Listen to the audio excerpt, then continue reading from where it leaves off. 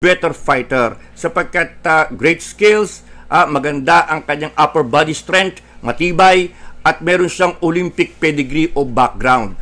So, siya dapat. Alam nyo, naging dahilan ng kampo ni Inoue para wag siyang piliin. Ang sabi ng kampo ni Inoue, mas gusto namin yung Doheny kasi yung Doheny mas kilala sa Japan, mas kikita kami.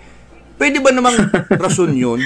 Kung ikaw ay talagang pound for pound champion, pound for pound king, hindi yun ang dahilan na gagamitin mo sa pagpili ng kalaban. Dapat ang iyong mindset is, sino ba ang pinakamagaling dyan? Ilabas nyo at lalabanan ko.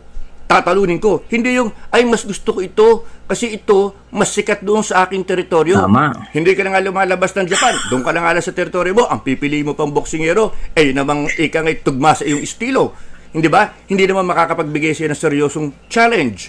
Hindi ganyan ang mindset ng isang nagsasabing ako ay pound for pound champion. Ako ay one of the best pound for pound champions in boxing today.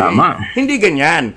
Kung yung Terence Crawford hinahamon yung Canelo Alvarez, dapat ganoon ang mindset mo. Hindi yung sasabihin mo, gusto ko yung Doheny kasi yung Doheny mas kilala doon sa aking teritoryo.